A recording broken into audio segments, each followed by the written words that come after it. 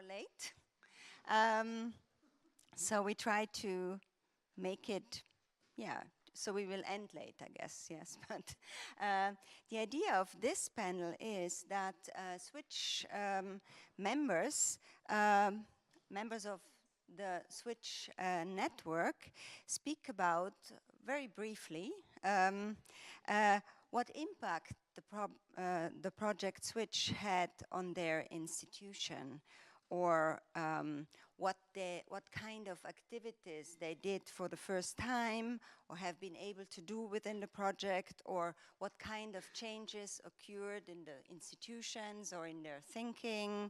Yeah, and also they could address what they see as the legacy or the future of the Switch network, and in general for their own institutions, based on what during the Switch time has been discussed in these many meetings the members had over the last 4 years. And so I keep my introduction very short and move on very quickly to our first speaker, which is Salvador Garcia Arnillas from the Museo de Culturas del Món in Barcelona. I have to really watch the time. Okay.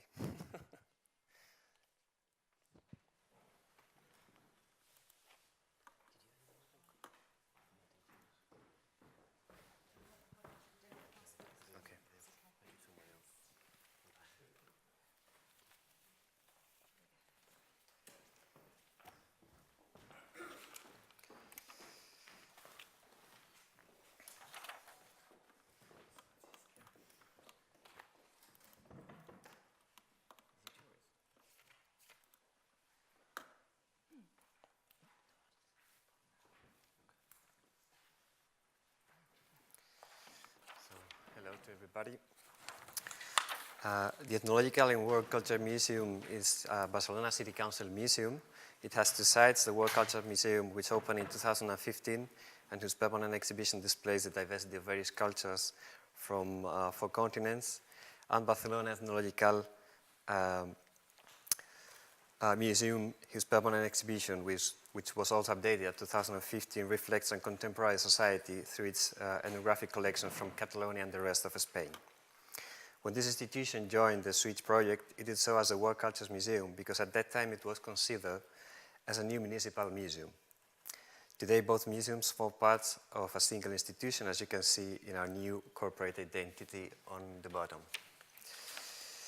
The 2 museums were inaugurated separately in 2015, but the local elections that year saw a new municipal government, which contributed to their reunification. In 2016, a committee of experts conceptually redirected the whole institution. The permanent exhibition of World Culture Museum is based on the process of aestheticizing anthropological objects, so they become works of art. To resolve this tension between the permanent exhibition and the new concept of the committee of experts, it was decided to make use of temporary exhibitions in order to act as a counterweight to the permanent exhibition's lack of social and anthropological contextualization. To tackle the problems of incorporating alternative perspectives on its collection and reflecting on the complexity of cultural diversity in our times, our museum currently uses new approaches in its temporary exhibitions. The museum's participation in the Switch project has reinforced this strategic approach, which aims to convert the space into a social and participatory museum, promoting critical reflection on the role of colonialism in the museum's history and fostering the integration of cultural diversity into its programs. The first exhibition planned for the World Cultures Museum space was Icunde Barcelona Metrópoli Colonial, which highlighted Barcelona's role as a colonial metropolis in relation to the African populations of Equatorial Guinea, and openly appealed to rethink the colonial memory, which is almost an unknown topic for citizens because it is not present in the school education. Icunde was a reception center for animals promoted by Barcelona Zoo, set up in 1961 and sponsored by Barcelona City Council. The discourse in Icunde clearly moved towards uncomfortable memories, tackling not only the dark origins of the modern Barcelona, but also of the museum itself. We explicitly said that appropriation is not only a question of plundering the territory's resources or of exploiting the local workforce. Under the umbrella of scientific, aesthetic, or ludic discourse, colonizers appropriate sumptuary goods and other tangible resources. The capture of animal species or scientific or commercial interest offer a profitable livelihood to European hunters living in Guinea. Hunting expeditions, hunted animals display as trophies, dispatch of living animals to Spanish zoos. The exhibition focused on a dark side of Barcelona as an extractive metropolis. The economic exploitation of the Guinean territories of wood and cocoa benefits the families of the Catalan bourgeoisie who reside in the city. Despite ethnological research always took the backseat to the export of fauna to the zoos, it was an essential factor in the conception and the growth of the Ethnological Museum, founded in 1949. Its expeditions, which followed routes through the colony's regions, allowed the acquisition of large assemblies of material culture at quite accessible prices. This is our current temporary exhibition. Ifni was on an enclave along the southern coast of Morocco, was occupied by Spain in 1934. The territory had no important natural resources nor any strategic role within the international order, but it wasn't returned to Morocco till 1969. It was the unexpected destination of thousands of conscripts over the course of 3 decades. Compulsory national service constituted the main rite of passage that young men from every part of Spain had to go through till 2001. The exhibition aims to explore the ambivalent experiences of young Catalan conscripts sent to Ifni. From 1957, they had to deal with the trauma of a war of liberation censored by Franco's regime, and as from 1958, the tension of an armistice maintained till the final abandonment of the colony. Based on the shared memories of Catalan veteran soldiers and the accounts of military service in Africa, this exhibition invites to enter in personal stories crossed by bitterness and nostalgia, testimonies set around a series of demands that continue to be ignored, possibly because they put a spotlight on an uncomfortable past that practically no one is keen to remember.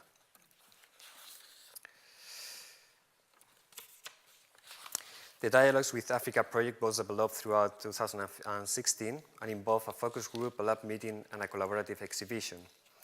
This project was the result of a collaboration between 2 researchers from a study group on indigenous and Afro-American cultures at the University of Barcelona, Catalans originally from Africa, and our museum.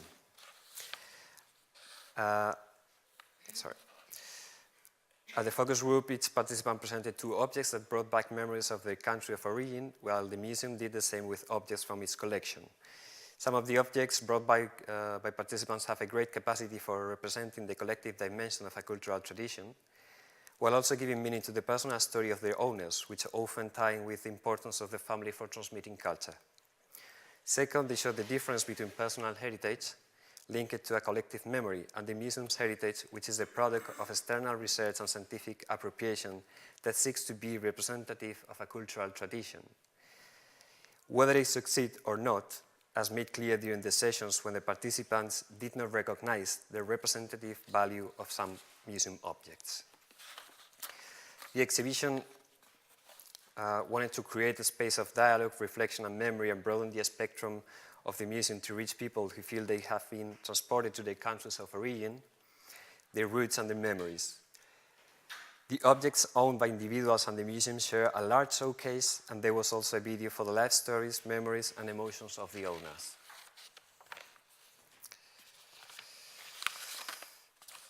Let's evaluate these projects.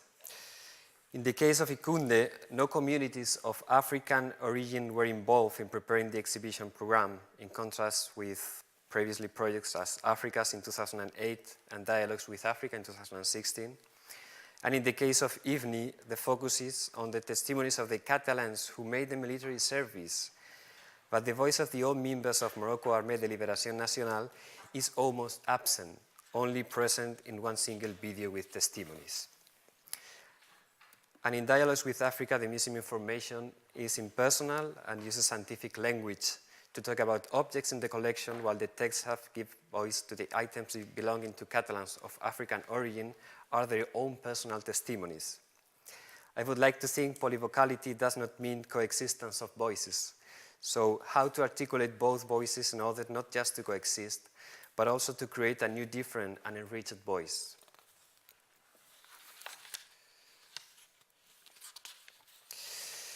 So we should humbly recognize that although the museum tries to walk alongside the migrants living in Barcelona who come from the countries from which the collections originate, it still has a long way to go.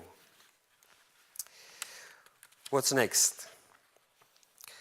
Just simple questions that I hope it will implicate complex responses. How to create collective imaginaries and cohesive societies when museums are mutating in their role as mediators. How to build shared collective memories, societal cultures that compensate the complexity of society, the uncertainty of our days. Dialogue and the honest exchange of ideas and experiences should help us to become a museum that can truly call itself social and participatory. For a museum, being part of such future is really helpful to develop and reinforce its social function. When people find refuge in Europe, this Europe that aims to control borders, there is a promise of future for people from all over the world, needs museums, culture and knowledge as accelerators of social cohesion, at least active agents. Museums can be a useful tool that improves social cohesion. In a society so accelerated, one way to achieve harmoniousness is to establish knowledge dialogues to shape the monster. Intercultural dialogue can be done in many ways, especially in ethnological museums. Trust and peace spaces need to be built in order to confront ideas, become accelerators in which people, the diaspora, and the already residents could recognize themselves. Thank you.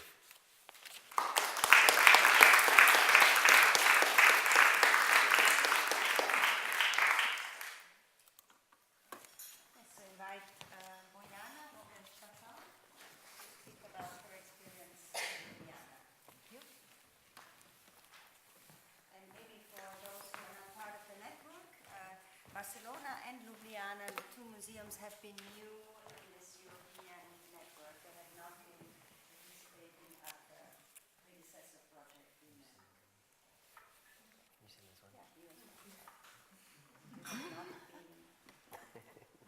talking.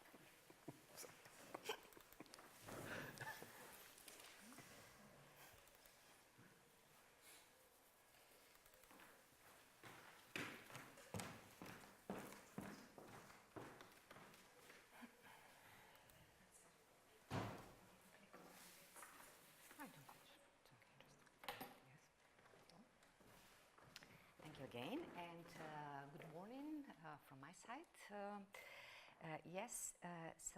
I was thinking quite a lot what to say today, how to present our involvement, and I've decided to expose the exhibition with the title Africa and Slovenia, a web of people and objects. So the residency was also quite a nice experience, but this experience is described in the monography, which has been published already. But this exhibition was really, so to say, the result of our ideas what to do within this project, what our contribution could be, and of course what some other further implications of this project and of the exhibition could be for us as a museum. And so the frame was a period of time frame, was a period of non-aligned movement.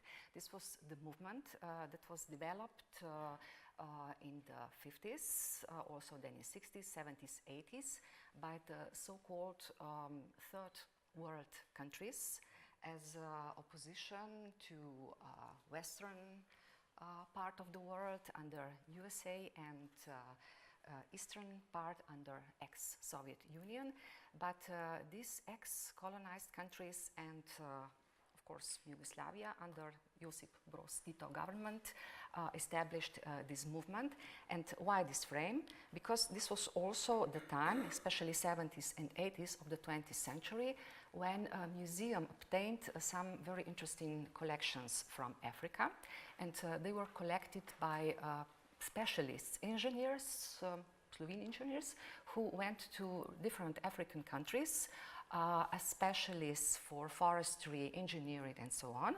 And on the other side, this was the period when quite a lot of people from different African states came to Slovenia to study. And some of them stayed in Slovenia, they established families, they established also very successful professional careers. So especially last year when this migration crisis was so evident and also Slovenia was part of this, such an exhibition with this positive message was very important for us as a museum and as well as for our society. And so on one side we decided to present, so here you can see the corridor where the ideas of non-aligned movement were somehow as an introduction to this exhibition. And then we decided to tackle also the Museum of Non-European Cultures, which was established in 1964 as the first museum of non-European collections in the region. Then later followed Zagreb and Belgrade, and of course it was very important institutional basis for research of ethnological topics and non-European collections. And then next idea was really to present these collections I've mentioned that were established by different collectors in the 80s and 70s, and like that. Oh, sorry. And then the second part was dedicated to cooperation with very interesting associates. These were these ex-students that came from 4 African states in the 70s, and they stayed. And so it was a really opportunity for us to develop on this from the point of view of methodology, the principles of shared authority, radical transparency, and epistemic justice. And I think we were very successful according to the ideas of these people, the ideas of our society, and also from the perspective of other ex-students who came from other countries, and they've come after opening this exhibition to ask us for joining us, to cooperate with us on these topics in the future as well. So it was not just this cooperation, these interviews, this discussion about their transnational identities and so on, but the important part of this story were one side their interpretations of their personal objects, and on the other side these personal objects chosen by them to be exposed on the exhibition, which proved their views on these transnational identities, and from the other side it appeared that these personal objects can be divided into 3 groups. One group of these objects spoke about their relations to their primary states. The second group was a kind of a revelation of their identities, primary identities, which are shown here in Slovenia at different occasions. For example, a man from Ghana wore his kente just on special occasions to present in his identity again and again in Slovenia. And the third group of objects presented their ideas, also some political statements, and also different values. So I can say very, very precious project. with a lot of different implications, and also we try to promote it as much as possible. So one of these programs, accompanying programs, was also inviting speaking guests. So Stephen Engelsman was also one person among our guests. We asked him to present us this renovation of Welt Museum in the light of the ideas of Switch project. So this was very inspiring presentation, you can imagine. And after this, we prepared also the catalog where all these ideas I'm explaining now are presented in word and pictures. So according to our experiences, I think it was really a great opportunity for us to be in this project. Especially I remember this conference in Leiden on citizenship and belonging. This really opened a lot of ideas and discussions also in our museum. And then again, another thing, I can say recreation of the contacts with Zagreb and Belgrade museums. I think this will lead us to future projects as well. And then, for example, also this impact to our society. For example, all the people who saw this exhibition, they were very enthusiastic about messages about involvement of these Africans in our work of the museum. And also I've asked our national TV to make a documentary on this topic, and they are very enthusiastic about it, so it is in preparation. So I think it will, through this project, we will reach other broader audience as well. And so I wish really to continue Switch, especially in a way. I mean, for us, it would be very interesting to establish more cooperation with specialists, I don't know, from India, from Africa as well, to be able to study our collections, which hasn't been really researched by now. And as a matter of cooperation, as a methodological point of view of working with bearers of heritage or our associates, we call them associates really, in this productive museological praxis. So, in short. Yeah.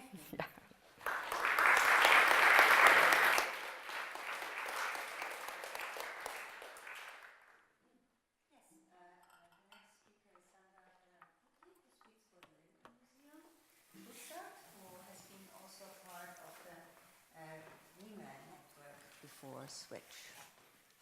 Can you hear me? Is it working? Yeah. Okay, I'm not the right person to say how the Linden Museum has changed through Switch, because I've been working there for 2 years, and so I wasn't there before the museum entered Switch. So I might just share with you, I'll go basically more onto the final kind of considerations about the general scope within which we are working, and some reflections that come also from my participation through all these projects with the Italian team, with the Pigorini Museum, from Rime onwards. And I also collected some inputs from my colleagues before coming here, so to be able to try to give an answer to the first part of the question. So what is the impact of the project on the museum? And I have to say, like, for me personally, my colleagues from different museums, and also the Linden Museum, it's been definitely positive. We have a lot of positive feedback. And then, you know, I can sort of give it a sense of, so it sometimes feels like a group therapy, I have to say, you know. Like, we seem to have developed this kind of family of transnational networkers. So in a way, when we meet, we feel like we live this idea of Europe being what the European projects say they were supposed to create. So basically, you probably already know where I'm getting at. So it's been from 2008 till now that I've been following these projects, and the question is there a Europe? Does it exist, a Europe, a transnational Europe, a cross-cultural Europe, and more open Europe? Or even worse, are we even getting closer to it in time? And I guess, you know, the Italian, German, Austrian axis I've been hearing about in the past few weeks from Italy doesn't look a lot like ours within here. It's you know, it reminds us of something much worse, and it's been openly referred to, you know. So there is this sort of kind of sensation, I think, that we share of, yes, developing a wonderful, you know, family of networks, which is kind of small in a way. You know, it's getting bigger and bigger, but we know each other very well, and we, you know, we get to know more people, but there is a sort of discomfort in this situation where out there things are going very rapidly in a very different direction.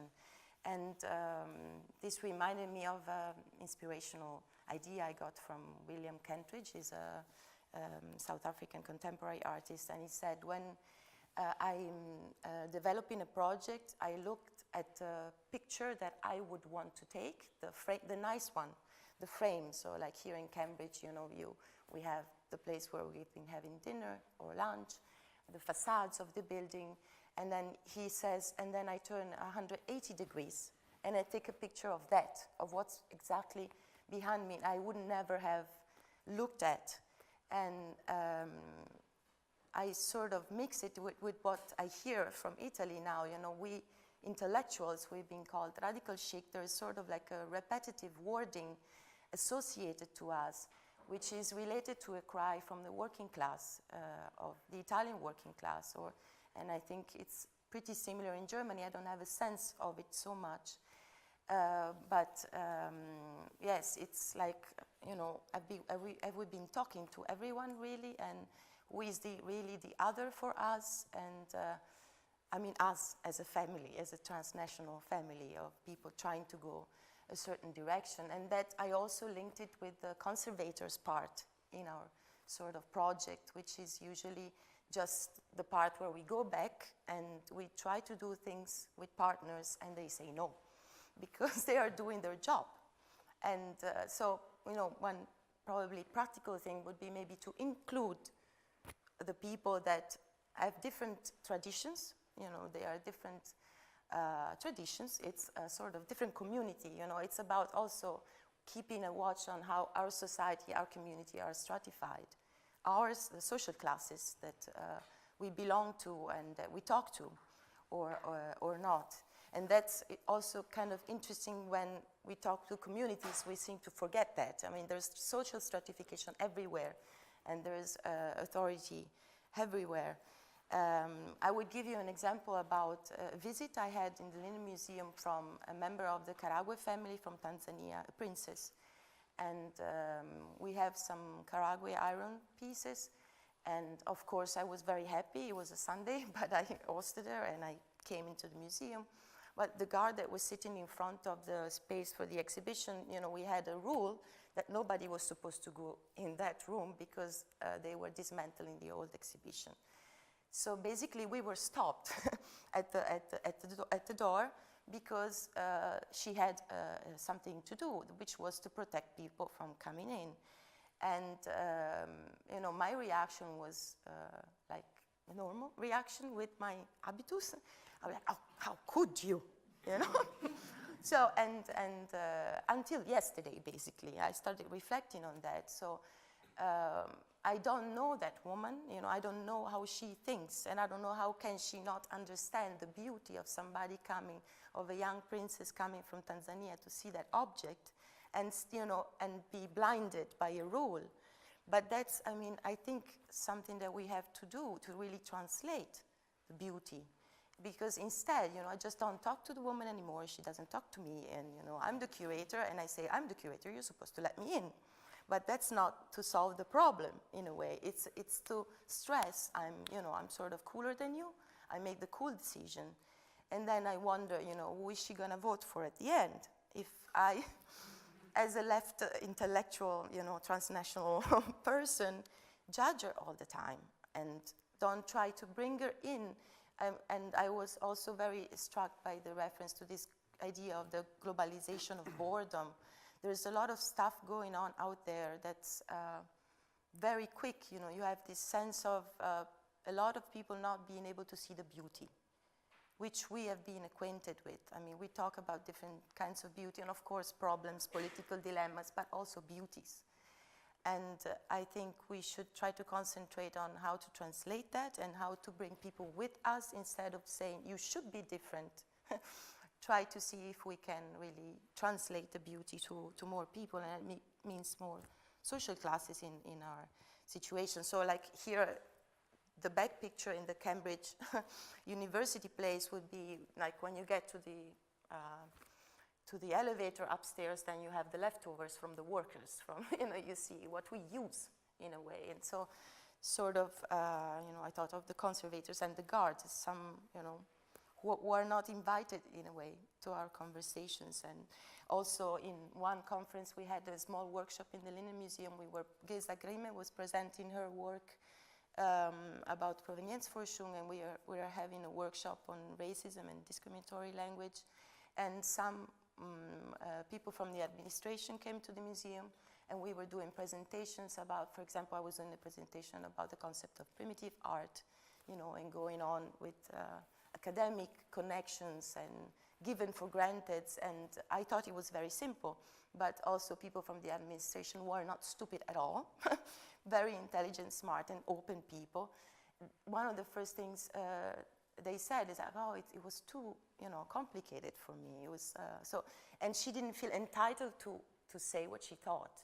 And I think that's a problem, because we do it like yesterday we had a presentation on the language of museums and how it doesn't speak to everyone and it doesn't make everyone feel home. We have it within the house as well, only that we tend not to see it. And that's pretty problematic because, I mean, the Lega Party in Italy is going to 33% as we speak, 33, right? Something like that. We try to lower the percentage because it's shameful, but it's true. And the responses we have are all about elitism, and the fact that museums also are an elitist place maybe should be, put together with the idea of fostering cultural diversity over maybe also, the working classes, and because it's becoming a war against the poor. So the migrants are taking the jobs of the working class. It's a very common narrative, and it's working very well. The other thing that I was struck by yesterday, and I think it could be interesting to think about, it's something that also Wayne was referring to, is this idea of who speaks. Who are we speaking to when we are talking repatriation, or we're talking sharing authority and culture. And it came to my mind with the reference about the Italian fresco from the Renaissance being, by some community member, being renovated, and then, I've been thinking about the heritage community concept for a long time, and, this idea of democratizing heritage. And if you see it from the Italian perspective in this case, then again, there is a graffiti, there is a stencil made by Kentridge along the Tiber River. And it's been, vandalized by a nice community, I guess. Or, like, I may be conservative, but I don't like the idea, because in Italy it's pretty common that people do whatever they want, and with historical heritage, and we have, sort of this ministry trying to stop people from changing their house, for example, in Venice, for not making a balcony or something like that. So we are restricting freedom in a way.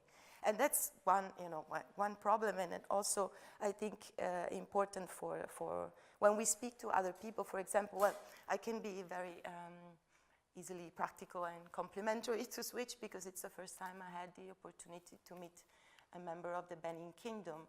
And again, like, I would spontaneously refer to him as an authority on how to handle the art from Nigeria, and probably not everybody from Nigeria. That's also another thing that I thought I would share with you as something to think of. So this idea of,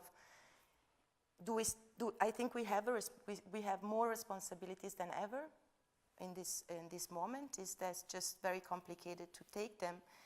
And of course, I don't think it's our duty to decide for other people's authority, but we have to keep watching on that. And it's about social stratifications, really, not only cultural differences, and both within our houses and outside our houses. So I went totally out of theme. But that would be all, yeah.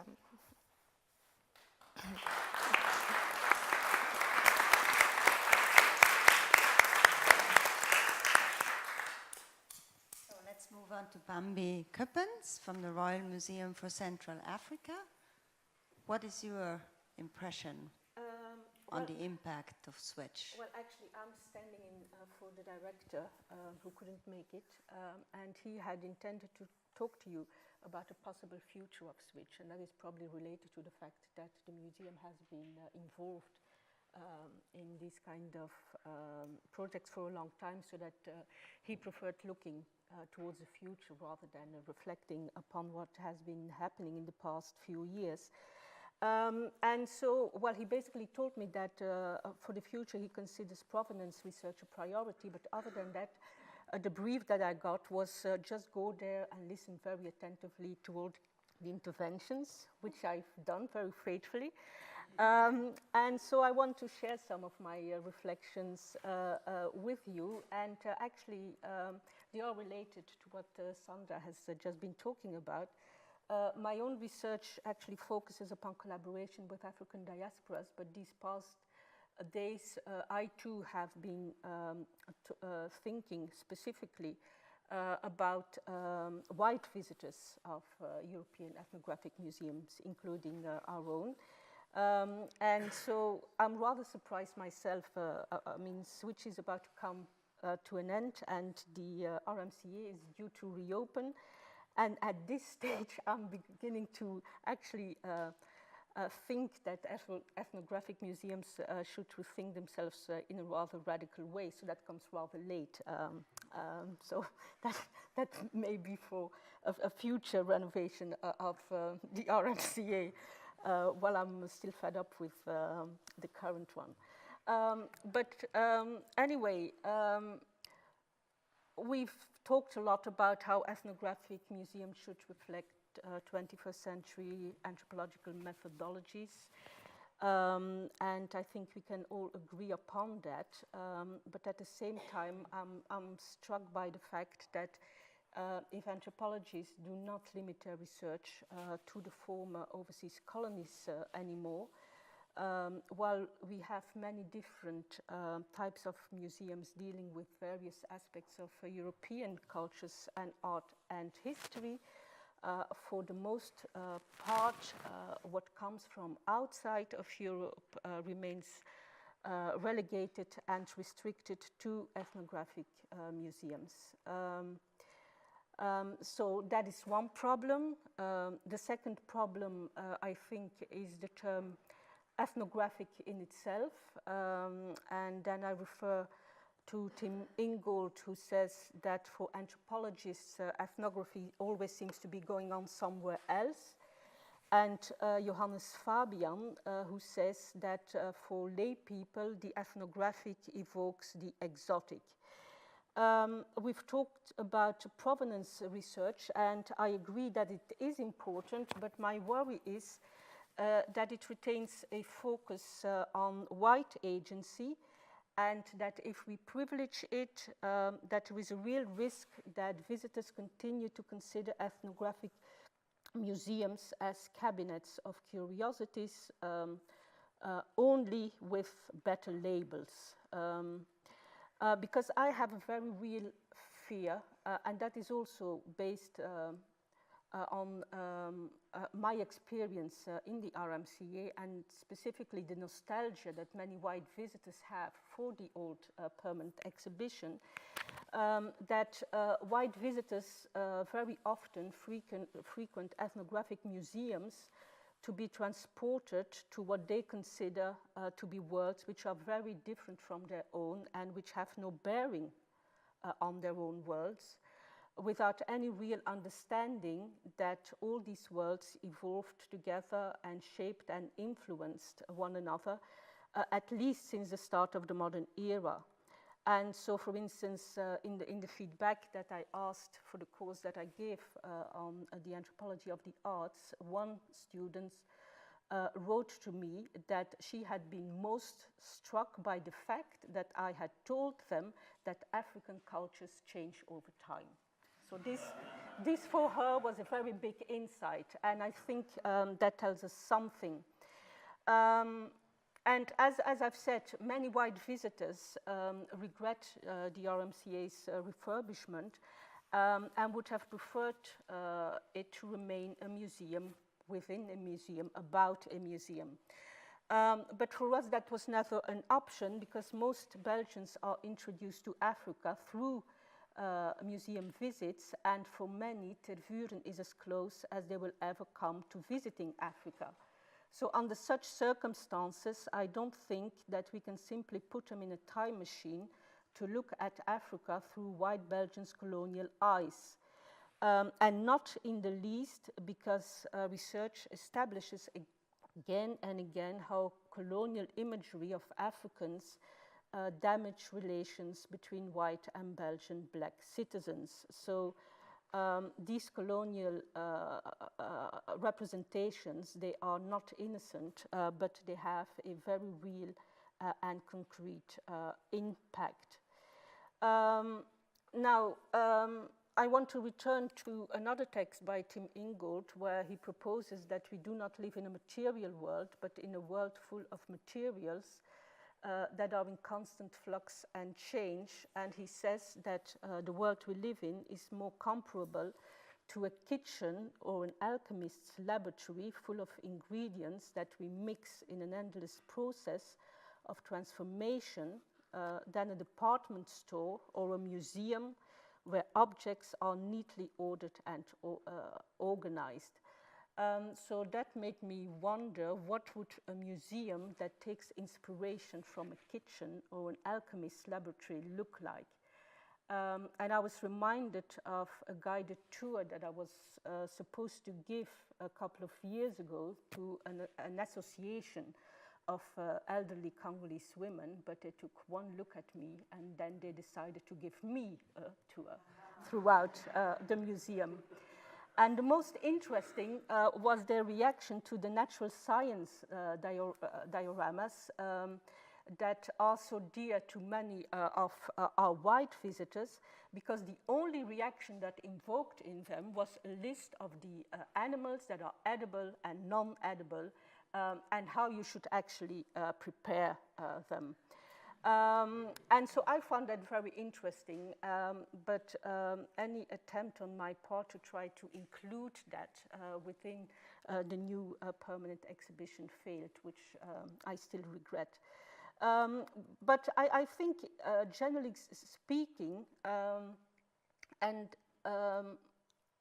this perhaps is an answer, albeit perhaps a very naive one, to what Sandra was talking about.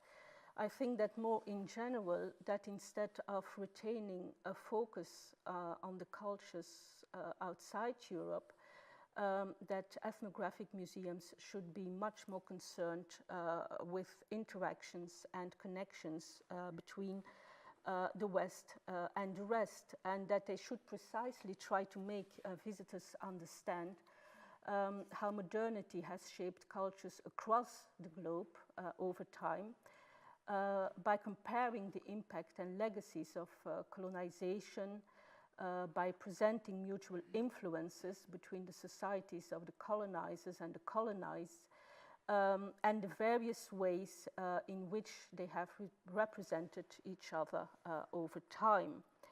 And again, perhaps I'm naive here, but I like to think that such a comparative perspective might help understand white visitors, why they live together with immigrants and refugees from elsewhere, what kind of societies that these co-citizens left behind, and the different types of migration patterns that encouraged or impeded the movements of people and objects between the former colonies and metropolises, under which circumstances over time. So, as I said, in short, it's not an appeal for ethnographic museums to extend their collection, knowing that most don't even have sufficient place to exhibit all their collections. But I think, nevertheless, that we should foreground these connections and this comparative perspective much more, especially if, as I said, we want to remain faithful to the comparative aspect that is so important to us when we work as anthropologists. And I think I'll leave it at that. So if there are any other questions about a switch in particular, then obviously I'll be happy to answer that later.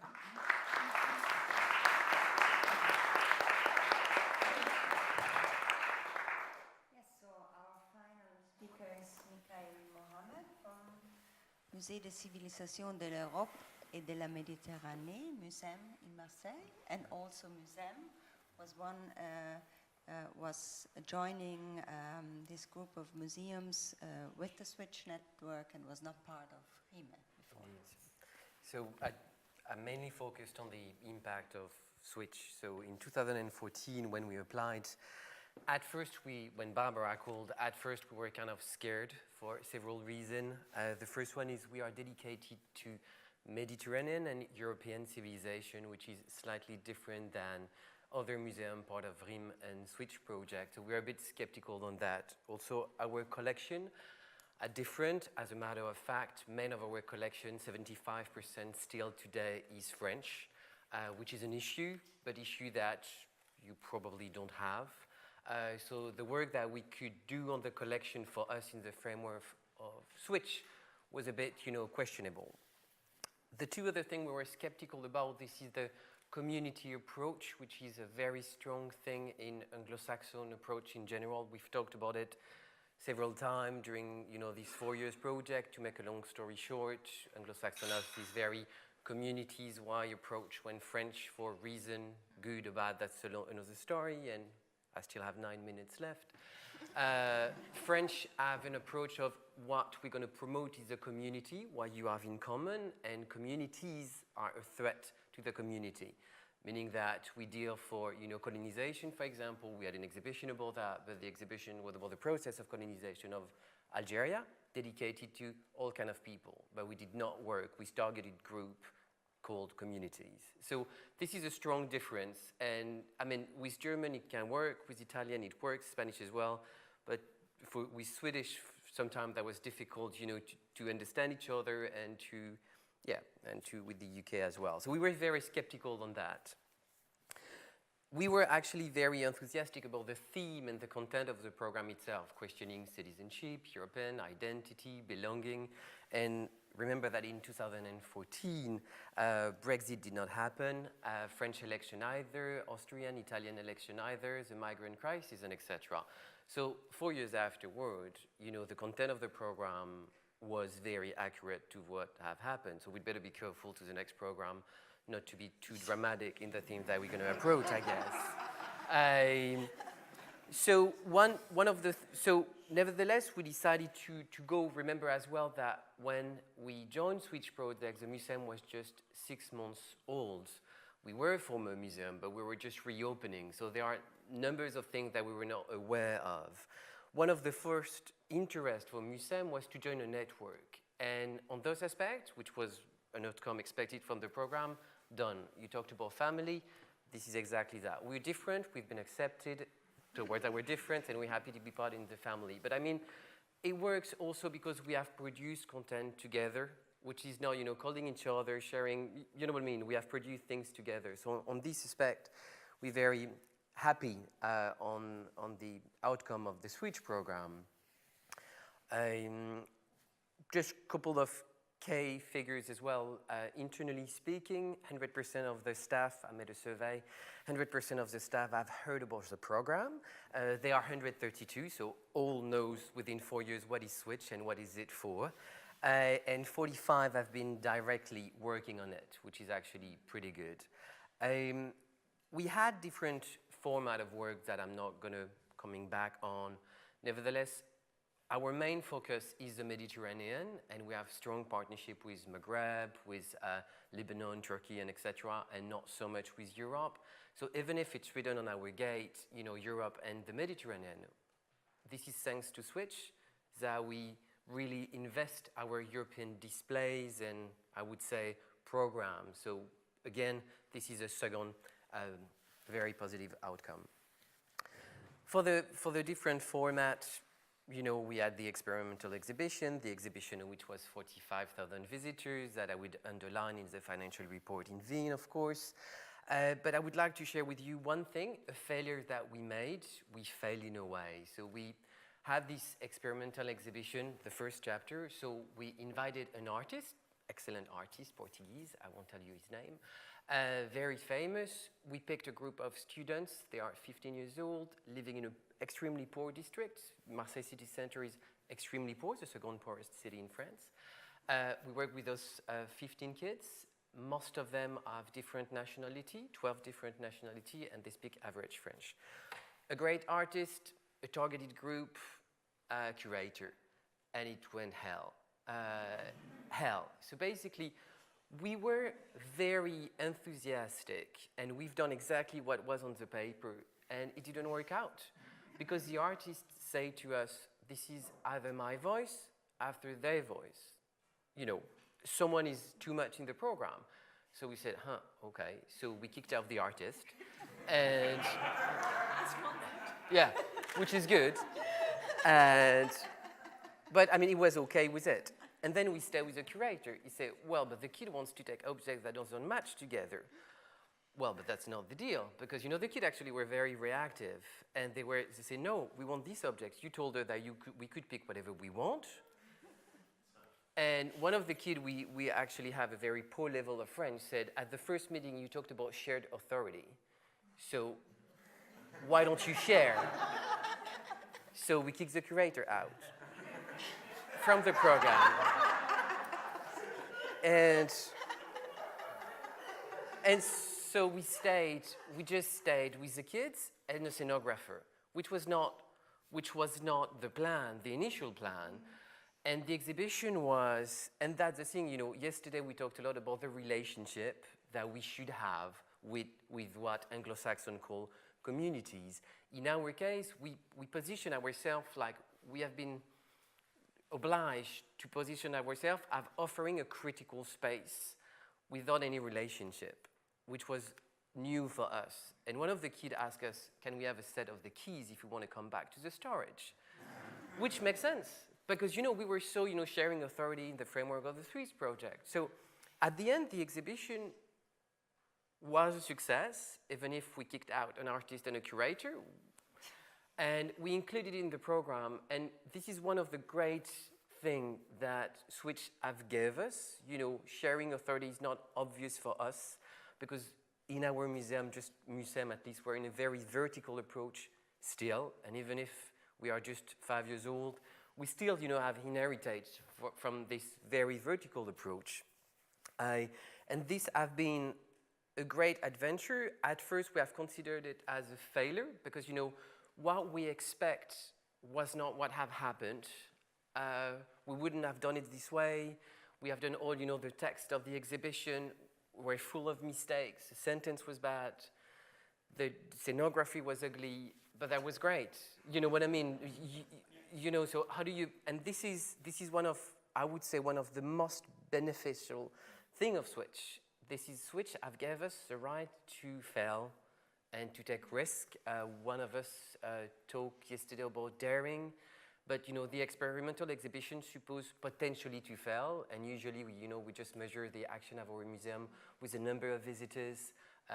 Loretta, you have talked in Rome on the difficulty of measuring and explaining this kind of work. You know, how do you explain to your counterparts that was a great project? And for the next Switch program, because you got that, we would be happy to be part in the next one. I think, you know, how do you measure things, and how do you not, of course, in terms of numbers of visitors, but an important work have to be made on how do you measure quality of the work and, you know, without the number of visitors. And for your information, we will restart in September with the same group of students an exhibition again. So that's a great thing. Still 2 minutes.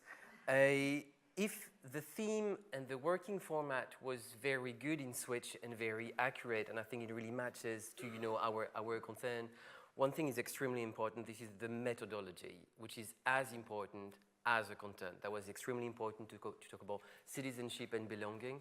This is extremely important to talk about methodology, and this is one thing that we should keep in the next program, because this is as important as the content.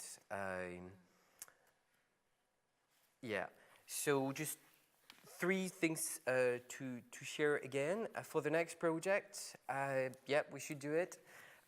We should also include more of the rest of the staff of the museums, which was very focused on curatorial and curator. Sorry about that, guys, I'm not a curator. And, but again, you know, like audiences department and public working in audiences are extremely important, and sometimes it's difficult just to approach them through a scientific approach and through a curatorial approach. So I think that we should focus on the next program on audiences department and professional. And of course, as I said, the method and the participatory approach is extremely important. That's it.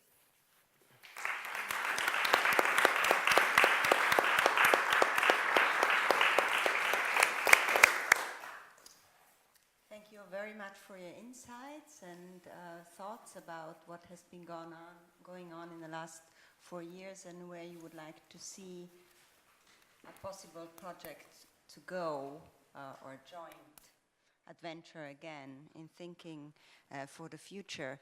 What I find really interesting is, and I just point this out, there are other aspects as well, is to think beyond what we have been doing now.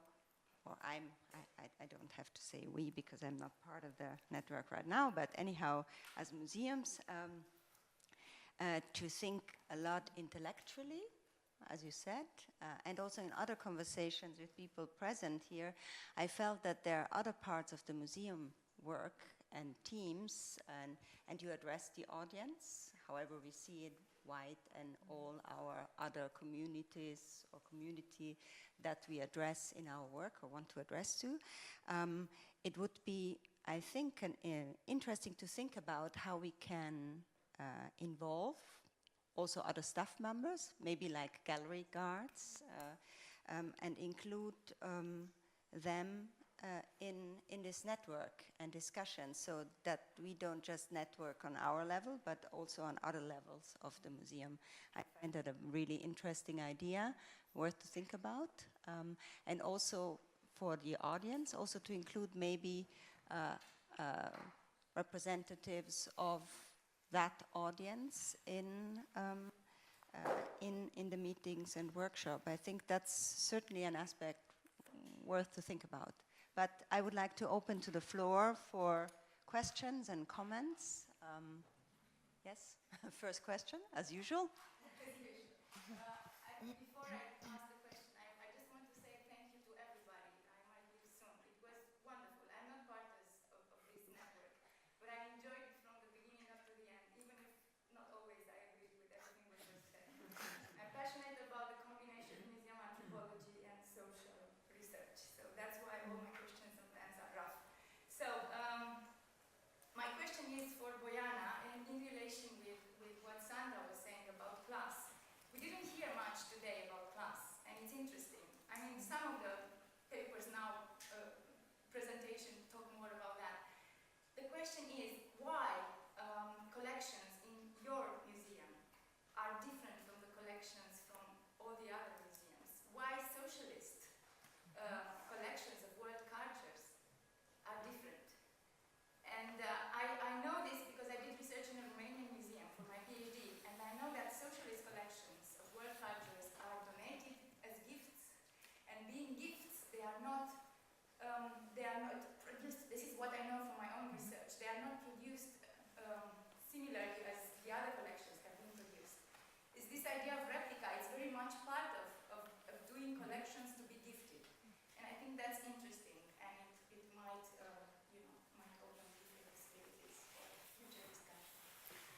Okay, frankly to say, our museum is, I didn't explain at the beginning, but I can say 2/3 of our collections are of Slovene culture. So only 10,000 objects are of non-European origin. And so the first collections of ethnographic museum were non-European collections. The first one was Baraga collection from North America, from the middle of the 19th century, and another one, Knoblauch's collection from South Sudan. But exactly when we were thinking how to join Switch project, what to expose, what to do that maybe we haven't done yet, it was just the decision to focus on that period, the period of non-alignment, to expose these collections, and also to reveal the context, their context, which is of course different from most of the context of the museum included in the project. That means this colonial context. This is, of course, this can be discussed. As I know, Wayne is very interested in this topic, but yeah. And another thing, all these collections were not a donation. Some of them were also bought by the museum, you know. And of course, for our society, this period was very important because close relations to the bearers of this heritage were established, and also the students I've mentioned that were associates of this project have become partners of the museum also at that time. Can you imagine when in the museums this social engagement hasn't been talked about, but exactly these students really created the programs presenting their experiences of their cultures and so on in the museum already in the 60s.